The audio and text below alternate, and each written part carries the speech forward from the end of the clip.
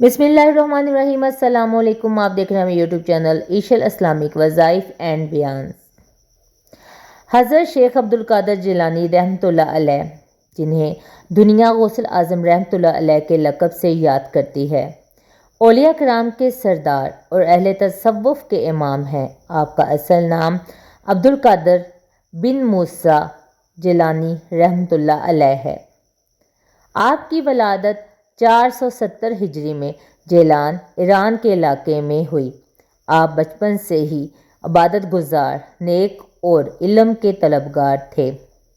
आपने इल्म कुरान, हदीस, फ़िक़्ह और तसव्वुफ़ में कमाल हासिल किया। आपकी मजालिस में हज़ारों लोग बैठकर ईमान की रोशनी पाते थे। आपने इंसान को ये सबक दिया कि अल्लाह से मोहब्बत करो, नफ्स पर काबू पाओ और मखलूक खुदा के साथ नरमी इख्तियार करो। आपका मशहूर फरमान है, जो अल्लाह का हो जाता है अल्लाह उसका हो जाता है। जैसा कि आपको कल की वीडियो में बताया गया कि गौसे आज़म की ख्वाब में बशारत होती है, उसके मतलब आपको एक कल वीडियो में बताया गया था। तो आज की वीडियो में हम आपको बताएंगे गौसे पाक रहमतुल्लाह अलैह की ज़ियारत के बाद क्या करना चाहिए, रूहानी रहनुमाई और फैज़ गौसी का दुआम। तो मोहतरम नाज़रीन, आज ये इस वीडियो का दूसरा हिस्सा है। तो वीडियो में आगे बढ़ने से पहले आप सबसे गुजारिश है कि वीडियो को स्किप करके मत देखिएगा। तो बग़ैर वक़्त की नज़ाकत को समझते हुए हम अपनी वीडियो का आगाज़ करते हैं। अल्हम्दुलिल्लाह, अगर किसी खुश नसीब को ख्वाब या बेदारी में हज़रत शेख अब्दुल कादर जिलानी रहमतुल्लाह अलैह का जो है ज़ियारत नसीब हो जाए, तो ये अल्लाह ताला की एक बड़ी रहमत, कबूलियत और रूहानी अनायत है। ये ज़ियारत सिर्फ़ ख्वाब नहीं बल्कि एक फैज़ान गौसी का आगाज़ होती है।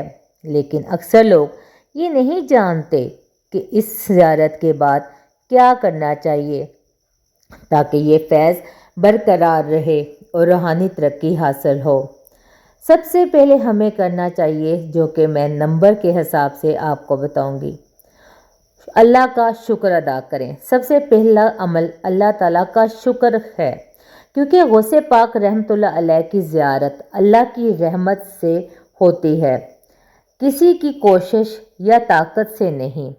दो नफल शुक्राने के अदा करें और दिल से कहें, ए अल्लाह, तूने मुझे अपने महबूब वली की ज़ियारत कराई, इस नेमत का शुक्र अदा करने की तौफीक दे। नंबर 2, दुरूद पाक की कसरत करें। गौसे पाक रहमतुल्लाह अलैह हमेशा अपने मुरीदों को दुरूद शरीफ की तलकीन फरमाते थे।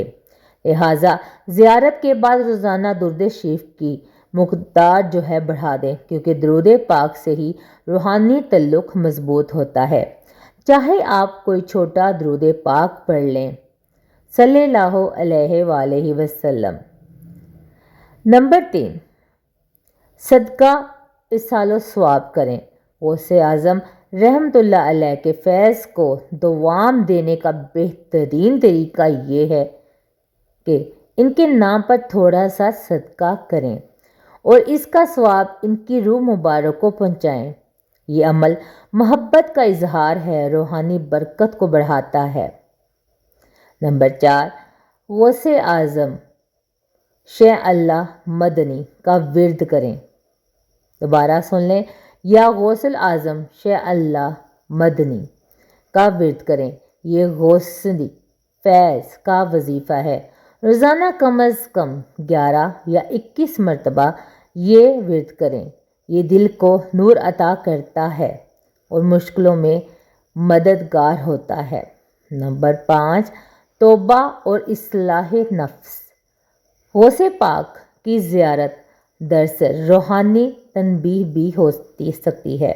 ये इशारा होता है कि बंदा अब नफ्स की इस्लाह, गुनाहों से तौबा और नेकी की तरफ मतवज्जा हो।